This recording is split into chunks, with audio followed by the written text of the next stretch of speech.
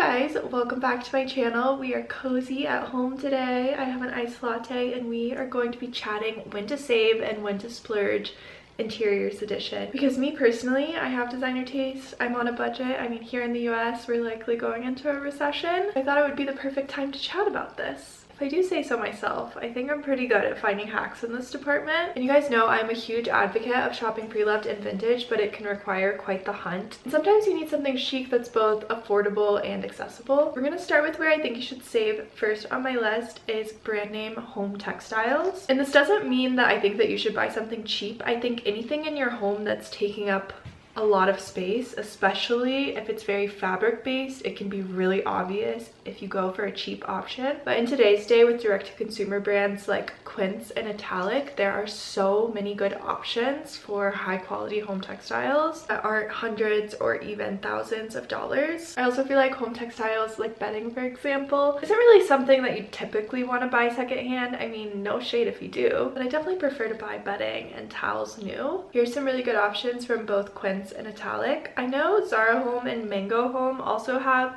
some pretty options for more trendy patterns, but I've never actually tried any of their home textiles, so let me know if you have and what you found the quality was like. I think it's super important to pay attention to the fabric content, and maybe this comes from my design and manufacturing background that I really can obsess over this stuff, but it really makes all the difference. I have seen a lot of discourse, mostly positive, about curtains from both Zara Home. I know Quince and Italic also have some, and IKEA. Curtains and window treatments in general can be insanely expensive, kind of why I don't have any yet in our fixer project, but I am working on it. I think I'm including some in my next home updates vlog. Another thing that I think you can often save on that's in the textile space is rugs. Again, paying attention to the fabric content is really important. I think you should stay away from those printed rugs, and honestly a lot of washable rugs. Revival does make some decent options, which is one of my top picks as a recommendation for more affordable rugs. I also have a 15% off code for my followers and a storefront of all my favorites on there. They have one-of-a-kind or vintage rugs, as well as more mass-produced styles. I have their sweater rug in my TV room and I really like it. One of my splurge regrets is actually on a rug from Nordic Knots, which I love all of their branding and everything they do. In our bedroom, which is overly huge and kind of difficult to design, which is a lovely problem to have if I'm being honest, we got a 10 by 14 Nordic Knots shag rug, and I really wanted something high pile and comfy for the bedroom, but this rug was so expensive and it's the most high maintenance thing that I own. I think some of it's from having dogs who like to run around on the rug. Got this beautiful charcoal shag rug and it just constantly looks like there's dust all over my bedroom, and I have to empty my vacuum like 5 times every time that I clean it because it clogs my vacuum, which maybe a vacuum problem, maybe a rug problem. You know, large rugs can be really expensive. Shag rugs are notoriously high maintenance, but that's one I kind of regret. I think it's also good to save on simple decor pieces or trendy decor pieces. So for an example, for simple, I found that Amazon honestly has some really amazing options for just iron candlestick holders. I love to have these all over my house when I'm hosting. So many of my favorite home decor shops sell these for like $50 a pop. On Amazon, I got a pack of really simple, nice ones. I think like $20. I'll link some options below for you guys. And then for more trendy options, Zara Home and Mango Home, even H&M Home, have some really nice pieces. I share a lot in my budget home finds you can actually buy posts on Substack. Those are some of my most popular posts I've done. There's quite a big gray area in this video. I love the in-between, and I always strive for the in-between. I love to find a good deal. Many designer pieces in my home were purchased secondhand, and I've recently become obsessed with auctions and estate sales online specifically. Speaking of Substack, I do an entire series on there where I share weekly links for my followers, and I take requests if you ever have any. It's only for my paid subscribers on there, but I do a lot of free content on Substack as well. Here are some recent really incredible examples of items that I found in auction. And speaking of finding affordable, high quality items, there's nothing much more important than our mattress in our home. Where we sleep is where we spend so much of our time. I'm excited to introduce the sponsor of this video, SweetNight.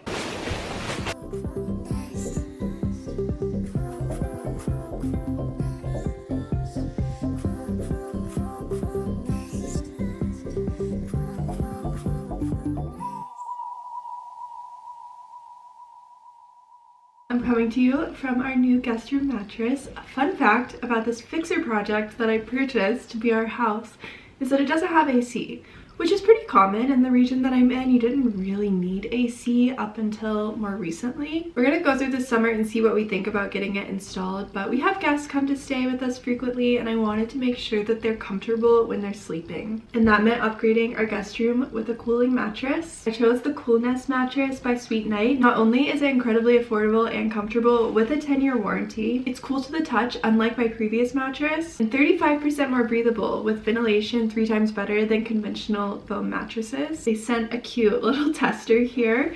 This heart foam is made with gel flu, which is the type of foam that's used in their mattress.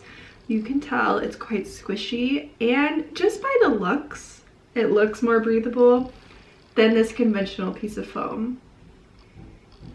This one, not very breathable at all. With SweetNight's CoolNest mattress offering an immediate cooling sensation upon touch, and it allows sleep up to 8 degrees cooler, which is exactly what I was looking for. And now for some specifics. SweetNight CoolNest has 3 layers of comfort sponge to stay supported in a 5-zone ergo design, which I'll show on the screen here. This addresses specific areas like the head, shoulders, back, hips, and feet. It alleviates pressure, providing a better balanced sleep experience. It also provides motion isolation if you sleep with a partner. Dogs even. I know my dogs move around so much in the night. Of course, it's certified safe and non-toxic with both Ecotex and CertiPure US certifications. If you're in the market for a new mattress, be sure to check out SweetNight's CoolNest. I will have a link at the top of my description, and thank you to SweetNight for partnering with me on this portion of the video. Now that we have the budget and in-between sort of items out of the way, this is where I think it's worth it to splurge. I do have pretty strict rules for myself with splurges at my home though, and I think this stops me from making any regretful purchases. If you're gonna splurge on something, it must be highly functional and withstand the test of time, or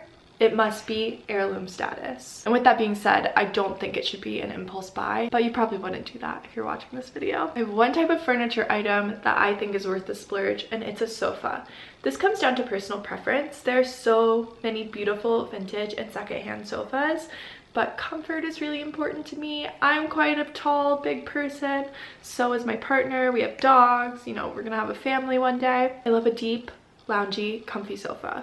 I have 2 in my home that were splurges, probably my biggest investment items besides like renovations that I've made in my home. I have a Vetsac corduroy modular sofa that I love so much. These covers are also washable, which helps a lot with the functionality. It's deep, it's beautiful, it's modular like I said. And then I also have a Restoration Hardware cloud sofa. This one can be a love-hate. I know a lot of people don't like these and think they're high maintenance, but I also wash my covers that are on this. I have the Wash Belgian linen, I think. There's just nothing more comfortable than this couch. It's way more comfortable than my Vetsac, but I've never really sat on a couch as comfy as a cloud couch. But you do have to fluff it and maintain it, where my Vetsac sofa just always looks good. Those are definitely 2 splurges that I think were worth it for me. I plan to have them for many years. I've had the cloud couch for about 5 years now, and I don't see myself changing it out anytime soon. If you own your home, I think built-ins are generally worth the splurge. Well, it doesn't have to be fully custom. A lot of people make pre-made cabinetry look custom. Some quick fixes, but this is something that also improves the value of your home. Just overall is highly functional and also makes your home look more expensive. And then the next category of splurges are those statement items that could be family heirlooms. I think of art when I think of this. This is something I still don't have much of in my home because I feel like everything that I like is quite expensive. I've definitely saved some good auction items, but